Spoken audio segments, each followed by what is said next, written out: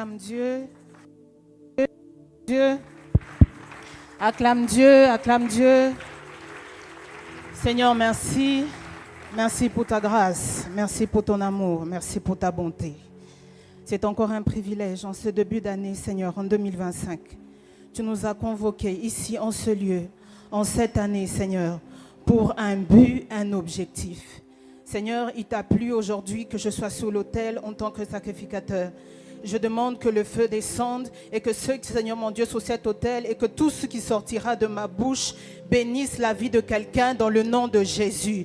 Père, c'est le 11e jour, du 1er jusqu'au Seigneur 10e jour. C'est sûr qu'ils ont déjà commencé à posséder des choses. Ma prière est que tu ajoutes encore, Éternel Dieu des armées, que tu ajoutes.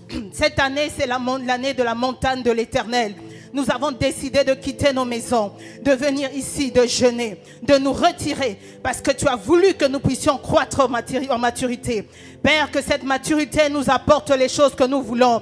Adonai, le Dieu de toute grâce. Adonai, le Dieu de mon Père. Adonai, le Dieu de cet autel. Lora soriba shidekla iveria lo shideklas.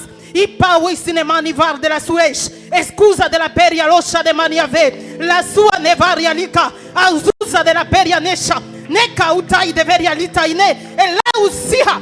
Usa de pawa di la vira. Nita. Père, que les blocages tombent. Que les limites tombent. Que les obstacles tombent. Que la mort s'éloigne. Père, au nom de Jésus.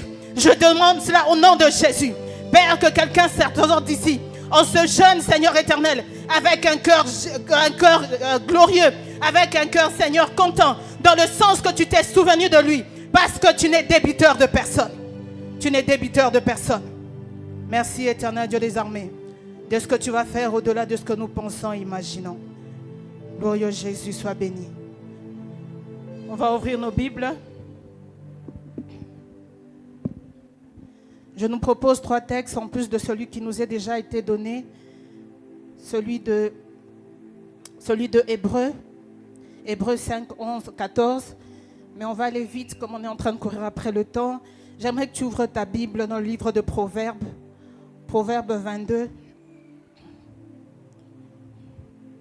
Proverbe 22, 6, la Bible dit ceci, nous lisons. Instruis l'enfant selon la voie qu'il doit suivre, et quand il sera vieux, il ne s'en détournera pas. Le deuxième texte que je nous propose, c'est Daniel 5, verset 25. Sûrement, c'est un texte que les lecteurs de la Bible connaissent. La Bible dit ceci. La Bible dit ceci. Voici l'écriture qui a été tracée. Comptez, comptez, pesez et divisez.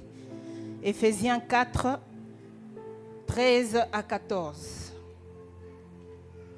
Éphésiens 4, 13 à 14. La Bible dit ceci. Éphésiens 4, 13 à 14. La Bible me dit ceci.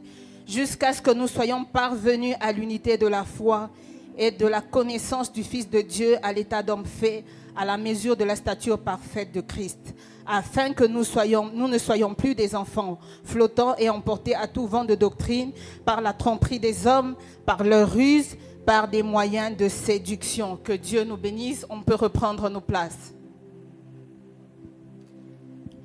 Bonsoir tout le monde. Je suis encore très heureuse de me tenir devant vous afin de vous apporter la parole. Je vais déjà commencer par remercier le Seigneur. Je le remercie pour la grâce qu'il m'a faite. Celui qui me porte, qui me tient en vie. Je le bénis parce qu'il tient toutes choses entre ses mains. Il a encore renouvelé son souffle de vie envers ma personne. Et le fait qu'il nous tient en sécurité, c'est qu'il compte pour nous et nous nous rendons compte que nos vies tiennent pour lui, pour le servir. En deuxième lieu, je vais m'acquitter de mon droit de reconnaissance. Papa, je dis merci. Merci à vous. On ne cessera jamais de vous dire suffisamment merci pour l'obéissance et les sacrifices que vous avez faits pour nous donner cette plateforme où aujourd'hui on peut venir louer le Seigneur. C'est une grâce. Merci en tout cas pour l'encadrement, l'éducation, pour le recadrement, pour la douceur et l'affection de Maman Patti. J'espère qu'elle est en train de nous suivre. En tout cas, ça fait toujours du bien et on dit sincèrement merci. En deuxième lieu, je m'adresse aux administrateurs, au conseil d'administration. Merci pour la prise de décision, merci pour la gestion que vous faites pour l'évolution de cette œuvre aux côtés de notre Père. Merci en tout cas. Je remercie aussi tous les bergers, les ouvriers qui travaillons. Nous sommes une chaîne d'application en fait. Nous travaillons à l'application, à l'installation, à l'établissement de Manaïm pour qu'elle devienne ce qu'elle doit être selon la pensée que Dieu a déposée dans le cœur de notre Père. Je te salue toi qui es venu ici chercher le Seigneur. J'ai envie de te dire, on va y arriver. Est-ce que tu peux dire à ton voisin, on va y arriver? On va y arriver. C'est ta foi et ta manière de dire qui est en train de me décourager. Est-ce que tu y crois qu'on va y arriver? C'est ça, c'est ce que je voulais entendre. On va y arriver et on va posséder ce qu'on doit posséder. Une pensée particulière pour les internautes. Vous êtes aussi dans nos cœurs et nous pensons à vous. Ce message aussi vous concerne. Alors, on va commencer notre message. Je vais emprunter un peu deux thèmes, deux vérités que papa nous a souvent l'habitude de nous donner. Il nous a toujours dit que nous vivons dans un monde de balance et un monde d'accompagnement. Je répète, un monde de balance et un monde d'accompagnement.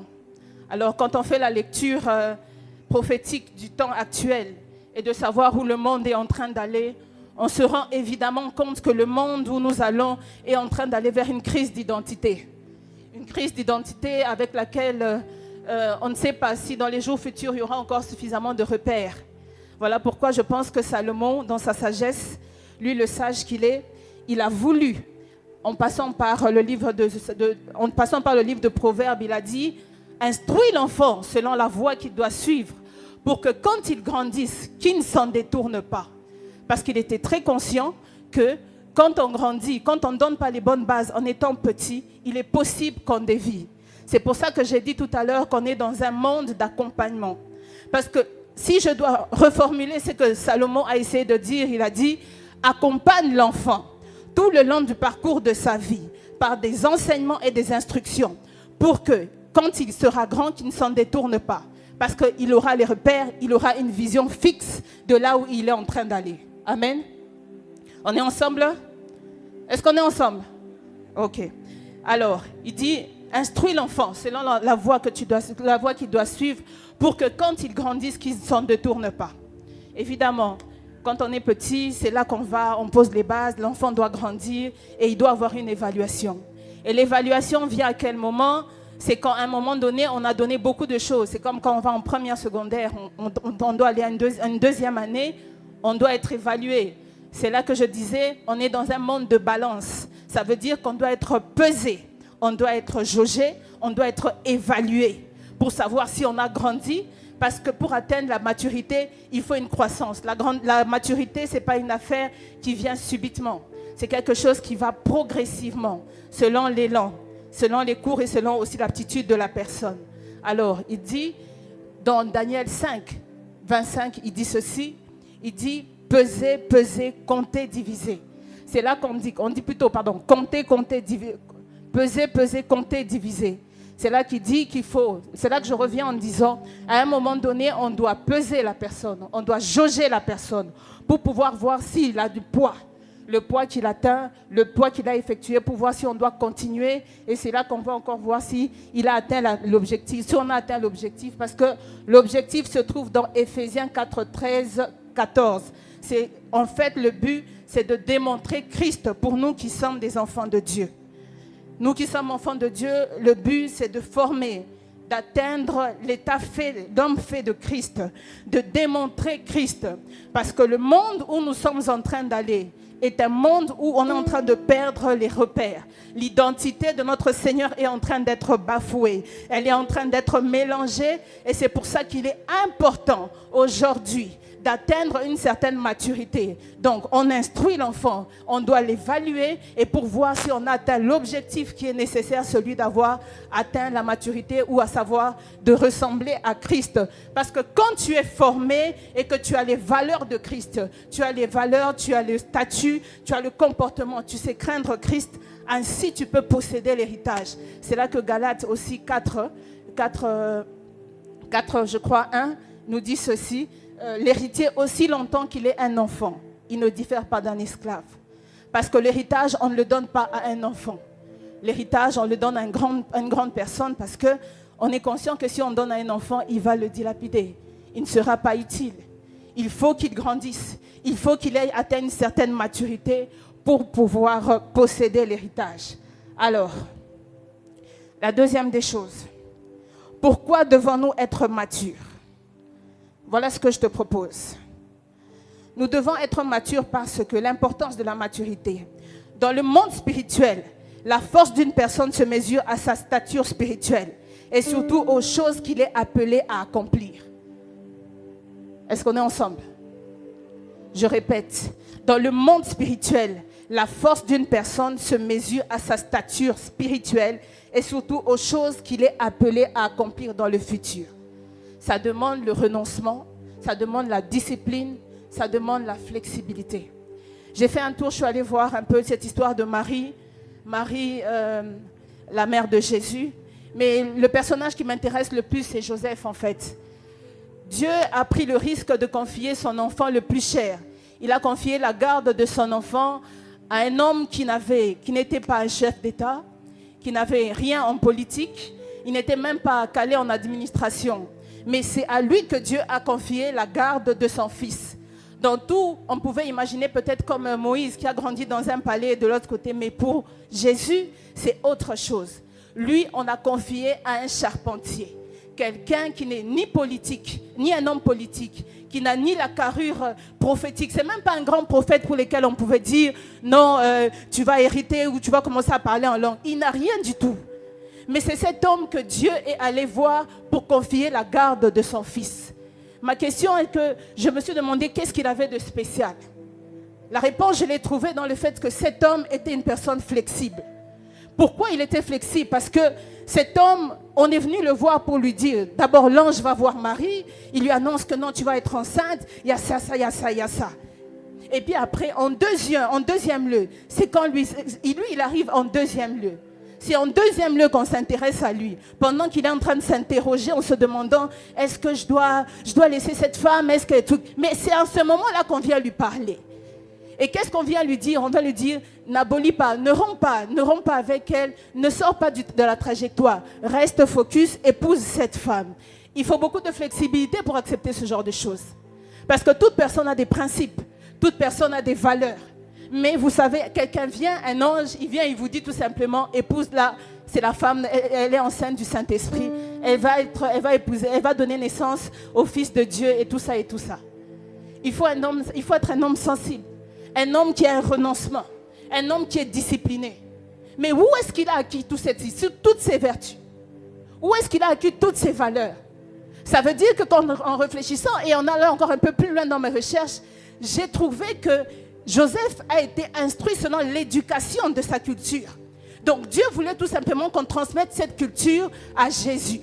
Parce que lui, dans sa culture, on lui a appris comment marcher avec Dieu. Comment entendre Dieu? Comment, quand Dieu veut te dire quelque chose, il faut obéir. Il n'a même pas discuté. Il est allé directement, il a accepté. Et Dieu vient, il dit, lève-toi, va avec l'enfant à tel endroit. Jamais il n'a discuté. Il n'a pas discuté. Il ne s'est pas plaint. Il a obéi étape par étape. Étape par étape. Cet homme a été préparé depuis sa jeunesse. Il a été préparé depuis sa jeunesse pour vivre ce genre de choses. Et Dieu savait, il l'a mis là pour accomplir cette mission. La deuxième des choses que je nous propose, c'est parce que, pourquoi devons l'importance de la maturité? Parce que le niveau de votre relation avec le Seigneur est fonction de la maturité spirituelle. Amen. Amen. Parce que le niveau de votre relation avec le Seigneur est fonction de votre maturité spirituelle. La connaissance du Dieu de ton appel te donne d'être endurant. Est-ce qu'on est ensemble? Il y a ce portrait qui défile souvent dans ma tête, c'est Ésaïe 6. J'aime beaucoup la description et le positionnement. On dit que les anges sont positionnés, deux à la tête, deux aux pieds, tout ça. Ils sont en train d'adorer et ils se disent l'un à l'autre, Saint, Saint est le Seigneur. Oui, ils se disent Saint, Saint est le Seigneur. Est-ce que tu n'as pas vu que Dieu n'est pas saint? Tous, ils savent que Dieu est saint. Mais pourquoi ils se disent l'un à l'autre, Dieu est saint? Les anges voient Dieu tous les jours, mais ils ne sont pas habitués à Dieu. Les anges sont dans la présence de Dieu, Mais ils ne sont pas accoutumés à le voir tous les jours ou accoutumés à ce qu'il est en train de dégager. Chaque jour est une nouvelle expérience pour eux. En fait, ce qui se passait, c'est qu'ils étaient là. C'est comme si on est là, on te met un écran. L'écran change en rouge, l'écran change en bleu, l'écran change en jaune. Toi, quand tu t'inclines, tu vois Dieu en jaune. Tu dis à ton voisin, mon cher, Dieu est saint. L'autre aussi, il s'incline, lui, il voit rouge. Il dit à son ami, l'autre, il dit, mon cher, non, tu n'as pas bien vu, Dieu est saint. Et il est en train de dire au fait, non, l'autre aussi regarde. C'est un cycle qui est en train de tourner pour lequel chacun est en train d'expérimenter Dieu à sa manière. Moi, je l'expérimente en tant que Jéhovah Rapha. Toi, tu l'expérimentes en tant que Sabaoth. L'autre est en train de l'expérimenter comme étant Shalom. L'autre est en train de l'expérimenter comme étant un pourvoyeur. Mais c'est quelque chose qui se fait à l'instant T. Tellement c'est dans la multitude et dans la grandeur de Dieu. Tout se fait. Et c'est là que tu puises ta grandeur. Tu puises ta profondeur de la relation avec Dieu. Et tu grandis en maturité. Parce que tu sais que ce que tu as expérimenté hier, c'est différent. Aujourd'hui, tu viens de croître. Tu viens d'atteindre un autre niveau. Est-ce qu'on est ensemble? Est-ce que je parle à quelqu'un? Ta timidité me fait peur. Ta timidité, je sais que tu as beaucoup prié, tu es en jeûne. Mais allons ensemble. Montons ensemble. Et voilà, quand je disais tout à l'heure, la connaissance de Dieu de ton appel te donne notre endurance. Parce que Daniel dit, ceux du peuple qui connaîtront leur Dieu agiront avec fermeté. Parce que l'épreuve arrivera. Les ballottements, les secousses vont arriver. Mais quand tu connais le Dieu de ton appel, tu sais où il t'a pris. Tu sais où il t'emmène. Tu sais ce qu'il a fait avec toi. Ceux du peuple qui connaîtront leur Dieu agiront avec fermeté. Ils restent, ils sont enracinés. Ils expérimentent des nouvelles choses. Parce que Dieu n'est pas fini. Dieu est infini. Dieu est infini. Il va au-delà de ce qu'on peut penser, imaginer. Les anges le savent. Et ils le savent et ils respectent ça. C'est pour ça que même quand il vient devant toi, toi tu es émerveillé quand tu le vois, tu dis j'ai jamais vu. Lui il te dit c'est rien par rapport à ce que j'ai déjà vu. Et ce que j'attends de voir. Parce que la révélation elle est progressive. Ça dépend de la grâce de Dieu. Ça dépend de ce que Dieu veut faire et quand il veut. S'il veut se révéler à toi en tant que physiquement comme ça, il le fera. Ça dépend de lui. S'il veut que non, il va t'apparaître dans un champ, il va t'envoyer. Ça dépend. Tout dépend de lui. Mais ça dépend aussi de ta disponibilité. C'est ta disponibilité. Est-ce qu'on est ensemble? Troisième point. Pourquoi est-ce que nous devons être matures? Je nous propose ceci. Parce que c'est la voie de l'héritage. Parce que c'est la voie de l'héritage.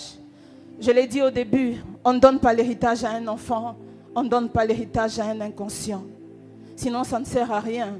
Je ne pense pas que maman Chantal, elle peut être là, elle paye une parcelle, elle paye une maison, elle va voir un petit garçon ou je ne sais pas, une cadette et tout ça, Emmanuela peut-être va la voir pour lui donner. Elle va lui dire non, je crois qu'il faut que tu grandisses encore, il faut que tu croisses en maturité pour posséder l'héritage. Parce que sinon, je n'aurais rien fait et j'aurais perdu mon temps. J'espère qu'on est ensemble. Cette maturité parvient par des éléments et des événements que Dieu lui-même fait concourir à notre avantage. En soi, si on nous demandait à nous tous, crois, ça sera difficile. On a envie de croître, mais on ne va pas croître de la même façon, de la façon que Dieu voudra. Voilà pourquoi Dieu lui-même, il fait concourir les choses et les événements à notre avantage pour que nous puissions croître. Parce que Dieu n'a pas de problème, mon frère. Dieu n'a pas de problème pour te bénir. Dieu n'a pas de problème. J'aimerais que ça reste dans notre tête. J'aimerais que ça soit déposé dans notre tête. Il n'a pas de problème. Dieu n'est pas jaloux que tu prospères. Dieu n'est pas jaloux que tu aies des millions. Dieu n'est pas jaloux que tu possèdes l'héritage qu'il t'a promis. Dieu n'est pas jaloux que tu aies un mariage glorieux. Dieu n'est pas jaloux que tu sois oppositionné. Il n'est pas jaloux. Mais le problème, c'est que Dieu est en train de bâtir tout un peuple. Il ne s'agit pas que de toi. Il faut te regarder en disant, il ne s'agit pas que de moi. Il s'agit des gens qui sont derrière moi. Il s'agit de toute une nation. Il s'agit de les enfants qui sont en train de venir. Voilà pourquoi j'ai dit tout à l'heure, instruis l'enfant selon la voie qu'il doit suivre. Quand il grandira, il ne s'en détournera pas. Parce qu'il ne s'agit pas que de toi. Le monde est en train de perdre son repère. Le monde est en train de perdre le repère. Si, on se dit qu'on est chrétien, mais le monde est en train de nous juger. Il nous demande si on est des vrais chrétiens. Parce que la vérité, eux, ils quittent le monde, ils viennent à l'église. Ils disent qu'ils viennent chercher l'amour à l'église. Mais des fois, ils quittent, ils se disent ça ne sert à rien parce que là, c'est encore pire. La question que je nous pose, es-tu un élément propice pour l'évolution ou pour la croissance spirituelle de ton frère? Es-tu un élément ou une personne propice, où tu constitues un lieu, un environnement propice pour la maturité ou la croissance de ton frère et de ta sœur? C'est la question qu'il faut se poser. Ça aussi, c'est la maturité. De savoir qu'il faut savoir se remettre en cause en disant que non, il faut que je fasse aussi un travail, que je refasse une récapitulation sur moi-même en me demandant si j'ai toujours bien agi. Parce que nous devons être un endroit, une personne prospère pour la personne, pas une occasion de chute, mais une personne qui fait prospérer l'autre. C'est pour ça qu'il est important. Nous devons enlever les calomnies, nous devons enlever les jalousies, nous devons enlever les médisances, nous devons enlever toutes ces choses et croître. Nous sommes des enfants de Dieu. L'amour de Dieu doit nous caractériser. Dieu veut que nous soyons matures. Voilà pourquoi il nous ballotte gauche et droite avec des épreuves et des difficultés. Parce qu'il veut que nous puissions changer l'état de nos cœurs. Il n'est pas jaloux. Il est capable de te donner ce que tu veux. Tu as mis 12 requêtes dans ce panier. Qu'est-ce que ça le coûte? Qu'est-ce que ça le coûte? Est-ce que ça diminue Dieu de te bénir? Est-ce que ça diminue Dieu que de t'élever? Est-ce que ça diminue Dieu de te placer là où tu dois être? Ça ne le diminue en rien. Mais le problème, c'est toi. L'état de ton cœur. L'état de ton cœur. Il faut croître. Et la connaissance ou la croissance, elle évolue de jour en jour. J'aimerais préciser, la croissance, ce n'est pas quelque chose qui est réservé à une classe élite, à une élite de personnes, tout simplement qu'on dit c'est pour eux. C'est une affaire qui concerne tout le monde, du grand au plus petit. Du grand au plus petit. Nous devons tous croître. Sinon, nous allons rater notre héritage. Sinon, nous allons rater de représenter Christ comme il se doit. Sinon, nous n'allons pas être des bons ambassadeurs. L'objectif de ce programme, l'objectif que Dieu donne en disant je veux la maturité spirituelle, il veut que tu puisses croître en émotion, en sentiment, en capacité, en don, dans les services, dans ta manière de servir, dans ta manière de donner, dans ta manière d'aimer ton frère et ta soeur. Dieu veut que tu puisses croître et que tu changes ta manière de faire. C'est l'objectif que Dieu est en train de poursuivre. Il doit avoir un changement. On ne peut pas venir en début d'année avec un thème comme celui-là. C'est un thème qui nous remet tous en question. Qui nous remet tous en question, pour lesquels on doit voir comment on doit corriger certaines choses pour essayer de bien évoluer. Et de faire en sorte que nous soyons nous-mêmes des éléments propices pour les autres. Des personnes propices pour les autres. Et constituer un endroit, un environnement sain pour que tout le monde puisse croître. Amen. Amen. C'est un culte d'enseignement. 3. Les bienfaits de la maturité. Qu'est-ce qu'il y a de bon à être mature? Ce qu'il y a, je vous propose ceci. Plus on est responsable, plus on est conscient, plus on est responsable et conscient des choses de Dieu en général et en particulier dans le service, dans nos engagements, on sait qu'il n'est pas plus malin que Dieu. On sait qu'on n'est pas plus malin que Dieu en fait. On sait qu'on n'est pas plus malin. Vous savez, c'est ce qui est bien en fait. Dieu peut te donner quelque chose, il te guérit. Il y a quelque chose, je me souviens une fois, on a raconté quelque chose en disant, il y a un homme qui est venu voir Dieu, il a demandé, il a dit, Seigneur, guéris-moi. Guéris-moi, je suis malade. Guéris-moi, si tu me guéris, je te promets, je vais te servir. Guéris-moi, si tu me guéris, tu verras, je vais faire telle chose. Effectivement, Dieu l'a guéri. N'étant pas malin, il est retourné dans ses vieilles habitudes. Et qu'est-ce qui s'est passé? Quelque temps après, il est mort. Ce que j'essaie de nous dire, c'est ceci. J'ai dit, plus tu as la connaissance de Dieu, plus tu es responsable de la conscience de Dieu en général et en particulier dans le service. Tu sais que non. Ce que j'ai eu dans le service ne se garde que dans le service. Ce que j'ai eu par des offrandes ne se garde que par des offrandes. Ce que j'ai obtenu dans la présence de Dieu ne se garde dans la présence de Dieu. Ce qu'il m'a donné quand j'étais obéissant dans les instructions, je dois aussi le garder par les instructions. Par les instructions, les nouvelles instructions qu'il me donne vont me permettre de garder les choses qu'il m'a données. Est-ce qu'on est ensemble? Le second point, je vous propose ceci. Dans les relations avec autrui, avec son frère, on a cette sagesse de comprendre que l'autre peut être une piste d'atterrissage de la bénédiction ou la réponse que l'on cherche. Suis-moi, je vais t'expliquer quelque chose. Est-ce que tu peux m'expliquer pourquoi c'est Pharaon qui rêve, mais la réponse descend dans la prison? Est-ce que tu peux m'expliquer pourquoi c'est Nabuchodonosor qui lit? Mais c'est un Hébreu qui a ses habitudes de prier 3 fois la journée en regardant en Jérusalem qui a l'interprétation.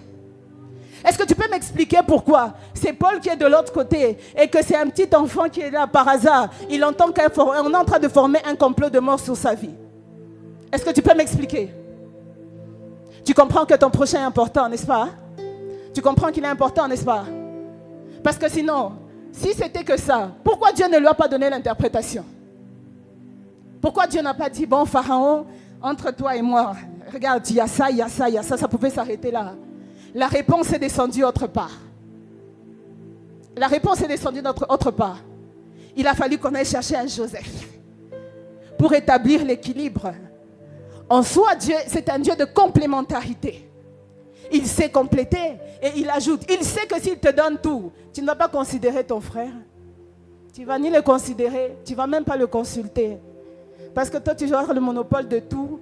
Tu vas peut-être même mépriser ton frère. Alors du coup, Dieu s'arrange que tu es la moitié, que quelqu'un d'autre ait aussi la moitié. On est ensemble.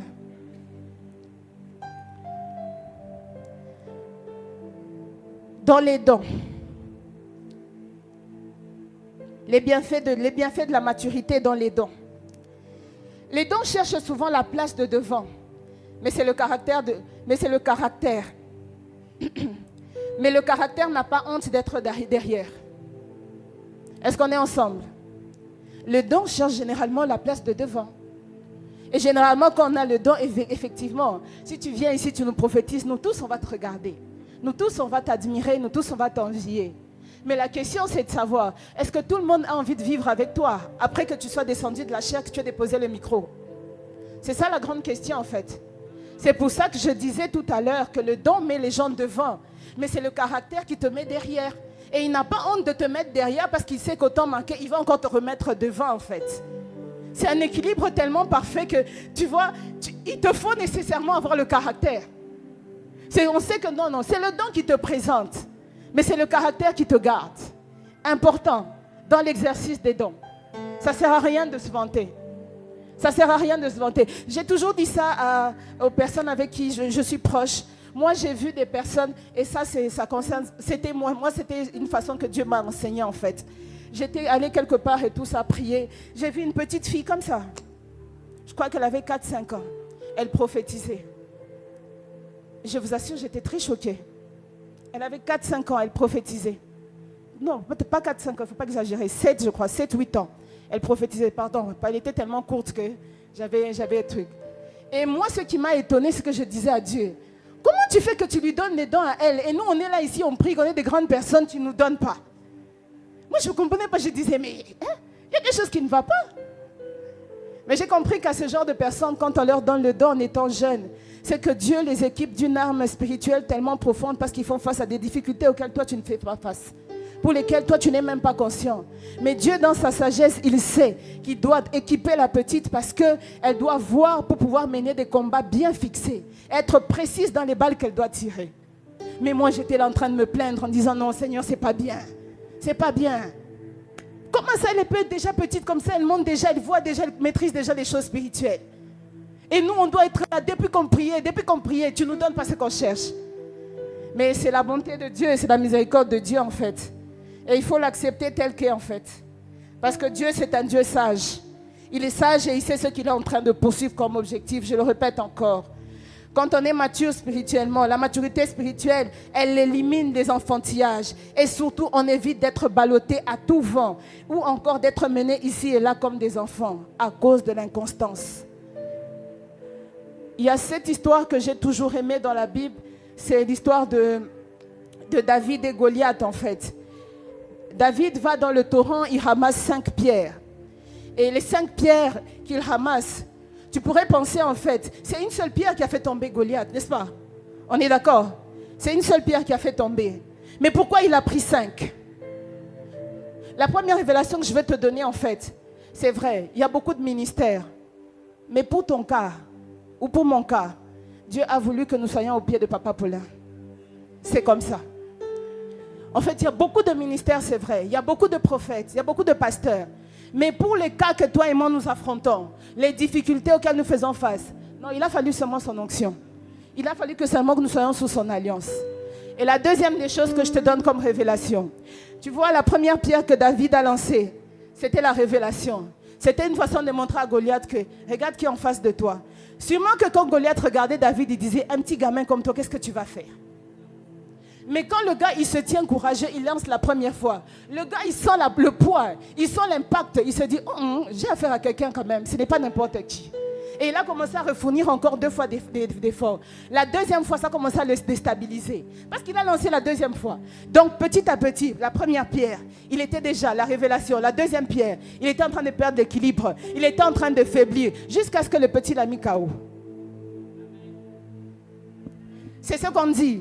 Quand je disais tout à l'heure, on élimine les enfantillages et surtout, on évite d'être ballotté à tout vent. Quand tu sais où tu es, tu sais pourquoi tu es. C'est vrai que les difficultés vont venir. Ce n'est pas facile. Il n'y a personne dans une maison ici qui va dire que dans sa maison, tout est parfait. Personne ne va me dire que les parents sont corrects. Tout ce qui se passe dans la maison est correct. Personne ne va me dire ça. Non, arrêtez. Personne ne va dire ça. Il y a toujours des difficultés. Il y a toujours des choses qu'il faut régler. Mais on est ici parce que Dieu a voulu que nous soyons ici.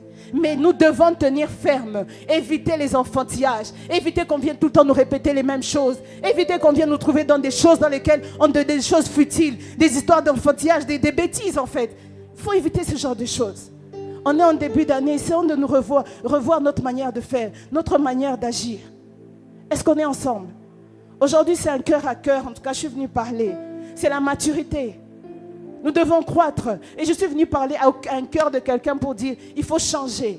Être tout le temps là. Parce que, une vérité, tout le monde cherche une personne mature. Dieu aussi cherche une personne mature. Un homme a besoin d'une femme mature. La femme a besoin d'un homme mature. Oui, c'est la vérité. Parce qu'un homme mature est un homme repos. C'est un homme repos. Parce qu'il y a un repos pour moi. Je ne vais pas me répéter 4 fois. Je ne vais pas commencer à dire tout le temps les mêmes choses. Je ne vais pas te trouver dans certaines choses. Tu me donnes du repos. Donc c'est important cette année. Cette année, faisons un effort. Mettons-nous dans le cadre du repos. Dans le cadre du repos. Alors, je suis déjà en train de chuter parce que le culte, c'est un culte de prière. Nous allons bientôt prier. Comment on devient mature? 1. J'ai proposé ceci. Affrontez avec courage vos batailles. Affrontez, ne les fouillez pas. Parce que c'est là que vous devenez mature. Et Dieu va les faire concourir à votre avantage pour vous faire grandir, pour vous faire croître et devenir mature. Amen. Affrontez. Affrontez les difficultés auxquelles vous faites face. Ne les fouillez pas. Dieu étant Dieu, il va vous aider. Il n'a jamais abandonné les siens. Il les accompagne. Ça peut être un décès, ça peut être un chômage, ça peut être un blocage. Ces choses vont coopérer à te donner le futur emploi. Je parle à quelqu'un qui est dans le chômage. Tu as connu des déceptions. Tu crois en maturité. Tu sais que maintenant tu dois changer des choses dans ton caractère. Et tu sais que le prochain homme qui viendra, tu sais que je ne parlerai plus comme ça. Je dois agir avec sagesse et douceur. Parce que tu as pris le temps d'aller chercher Dieu en disant, Seigneur, je me suis rendu compte que c'est ma faute. Je manque de douceur. Je suis brutal dans ma manière de faire. J'ai besoin de la douceur. Et qu'est-ce que Dieu fait? Il te l'accorde. Toutes ces choses vont coopérer à ton avantage. Ne fouille pas, affronte-les. Ça fait pleurer, c'est vrai. Ça fait mal, c'est vrai. Mais c'est comme ça qu'on grandit tous. L'enfant, quand il vient au monde, on les frappe. C'est comme ça, on nous frappera toujours. À gauche, droite, on nous frappera. Mais après ça, on va tirer des leçons et on va devenir meilleur. Amen. La dernière des choses que je propose, c'est la prière. C'est par la prière qu'on arrive à résoudre tout ça. David était un homme tellement humble qu'il savait reconnaître ses erreurs et il allait voir Dieu pour dire « Pardonne-moi, j'ai fait telle chose ». Il savait s'humilier devant le Seigneur. Il savait reconnaître que non, il a failli et qu'il fallait qu'il se remette en cause. La dernière fois, lors d'une de mes prestations, j'avais donné cet exemple en disant que qu'il y avait cette femme à qui on a posé la question « Pourquoi tu pries beaucoup ?» Elle a dit « Je prie beaucoup ». On lui a demandé en fait « Qu'est-ce que tu gagnes en priant ?» Elle a dit « Je ne gagne pas, je perds ». Parce qu'en fait, c'était une personne tellement imbue d'elle-même, tellement très sûre de ce qu'elle était. Et qu'il fallait un brisement. Et c'est avec humilité, en élan, plus tu vas dans la présence de Dieu, plus il y a échange, il y a une transaction qui se fait. Dieu est en train de prendre le négatif, il te communique le positif. Ainsi, tu deviens l'ambassadeur conséquent pour le représenter valablement sur la sphère internationale et même sur la sphère nationale. Est-ce qu'on est ensemble? La prière change les choses. La prière brise l'orgueil. La prière brise la médisance. Parce que quand tu seras en train de prier, et tu es une personne médisante, Dieu viendra te dire, pas ça, pas ça. Et c'est là que tu acquiers l'obéissance en savant que non, tu as attristé le cœur de Dieu. Il y a la sensibilité qui entre. Parce que dans la prière, il n'y a pas que l'intimité. Il n'y a pas que l'intimité. Il y a aussi la découverte. Tu es en train de te découvrir toi-même et tu découvres aussi le Dieu de ton appel. Au fur et à mesure, vous faites un chemin ensemble, vous vous tenez la main. Et vous savez que vous êtes des coéquipiers. Et qu'il t'utilise toi pour le représenter. Parce que Dieu ne peut pas apparaître ici. Il a besoin d'un homme pour apparaître. Et c'est toi son collaborateur. Et tu es forcément obligé de collaborer avec lui. Mais pour ça, il y a quelque chose qui doit partir. C'est dans la prière, dans le renoncement, dans les jeûnes. Dieu te dit, monte à la mort. Ah, j'ai dit tout à l'heure ici, Joseph. Joseph, c'était un homme comme ça. Comment on est allé le chercher? Pourquoi c'est lui qu'on est allé chercher? Un homme qui était tranquille dans son coin. Et vous savez l'erreur. Moi, j'ai toujours même dit, je ne sais pas si je vais dire l'erreur. Matthieu, quand il commence à présenter, Matthieu 1,14, il présente Joseph comme étant l'héritier du fils de David. Il dit héritier, trône. Il est ancêtre. David est son ancêtre. Mais quand Luc est en train de parler de Joseph, il effleure tout juste un peu. L'objectif, lui, c'est Marie, c'est Zacharie, c'est Élisabeth. Lui, on parle de lui de manière abstraite. Heureusement que Matthieu était là. Mais regardez ce que cet homme a fait. Regardez ce que cet homme a fait. C'est un homme qui a appris dans son éducation avec Dieu, dans la loi. Tu diras aux enfants de tes enfants, tu parleras aux enfants de tes enfants que le Dieu d'Israël est comme ça. Le Dieu d'Israël marche comme ça. Il obéit. Il faut agir comme ça. C'est notre objectif. Nous devons transmettre les vertus de Dieu, les caractères de Dieu. Mais si tu ne les as pas, tu ne pourras pas les transmettre. Tu ne pourras pas les transmettre. Le monde est en train d'aller vers sa chute. Il est en train de perdre les repères. Aujourd'hui, quand tu dis que tu es chrétien, on nous juge, on nous dit, ils disent aussi qu'ils sont chrétiens. Pourquoi ils disent ça? Ils nous ont jaugés, ils nous ont jugés, ils nous ont évalués. Ils disent que non, ils sont aussi voleurs, ils sont aussi menteurs, ils sont aussi médisants, ils sont calomniateurs, ils sont jaloux. Et ils sont tous les jours à l'église. Et quand Dieu regarde, c'est le cœur de notre Seigneur que nous venons adorer ici qui saigne. Maturité spirituelle. Maturité spirituelle. C'est un repère aujourd'hui. Nous avons besoin. Considère que ce sujet, que ce thème est venu pour fortifier, pour te ramener sur le rail. Moi, j'aime toujours les thèmes de janvier parce que c'est déjà ça qui donne la ligne de conduite pour ce qui va être l'année. Pour comment être la conduite va être. Même si 2025, on dit qu'elle va être difficile. Moi, je crois qu'en ce moment, si déjà tu t'alignes selon le calendrier de Dieu, tu vas, même si dans la difficulté, toi, Dieu peut te mettre à l'écart. Dieu peut te mettre à l'écart. Et tu vas posséder ce que tu dois posséder. Mais tout dépend de ta flexibilité. Tout dépend de l'obéissance. Tout dépend de comment tu vas coopérer avec Dieu. J'ai fini mon message. Est-ce qu'on peut se lever?